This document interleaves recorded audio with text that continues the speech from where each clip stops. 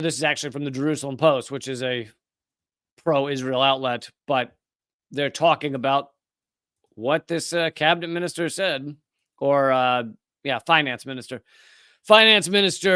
Israel finance minister Bezalel Smotrich.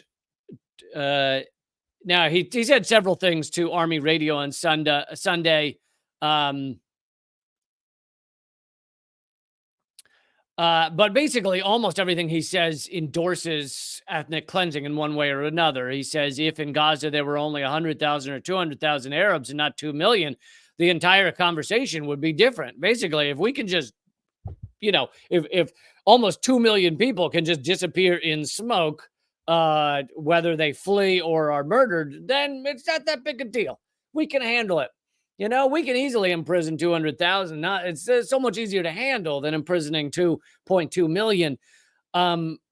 So, that's just one of his quotes. Some of his other quotes that he said during this interview is, the right solution in the Gaza Strip is to encourage the migration of Gaza residents to countries that agree to receive them. Now, if you are kind of indoctrinated correctly, you may not view that as that edgy of a statement, right? Encouraging migration, it sounds fine.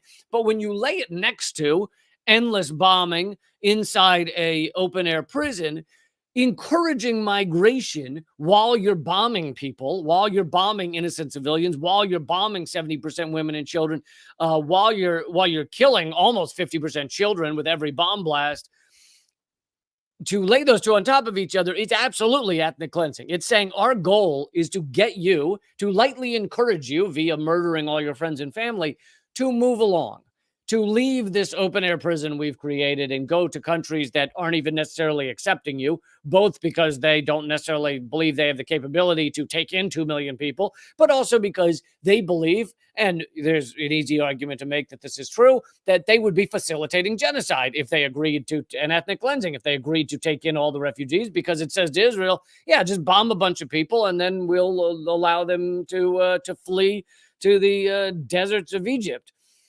Anyway, but so as you're bombing someone and you say, we're encouraging you to migrate, I mean, it'd be like, walking into someone's house, start shooting their family and saying, I'm encouraging you to move out of your house. Would you go, well, that guy gave a light encouragement that they move? He just made a recommendation. Sure, he killed 2 out of 7 of their family, but he made a recommendation that they leave the house. That's not a recommendation. That's just a threat while you murder their friends and family. And each of these statements, when you lay them next to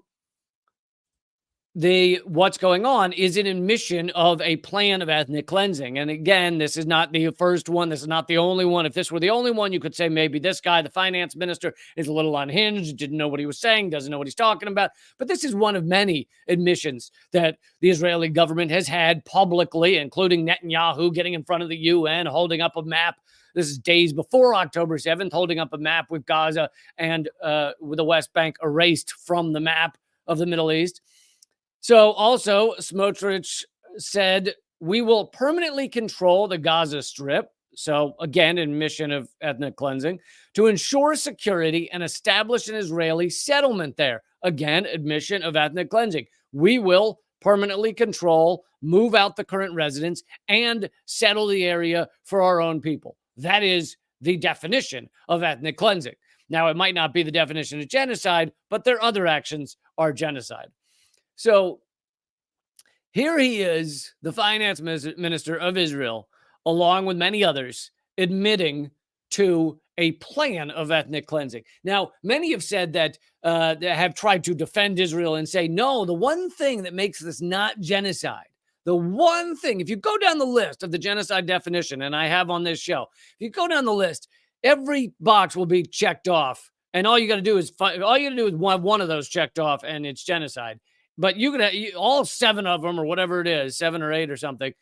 Israel checks off all of them. But the one thing people try and argue as to why this is not genocide, they go, you have to prove intent. It's not enough to just obliterate an entire people's, killing the tens of thousands. You have to prove intent. Well, luckily, many Israeli ministers, including Netanyahu and many in the Israeli government, have proven their intent. We have them publicly saying things that endorse ethnic cleansing. And Smotrich is just the latest of the list of those in the Israeli government and the IDF endorsing and saying the goal is ethnic cleansing. The goal is a form of genocide. Um, Absolutely horrific. Absolutely. There's no way you can stand for this. There's no way you can endorse this. There's no way that any of us and any of our countries should be standing by and saying this is fine. And this has been going on for 3 months now. It's absolutely despicable.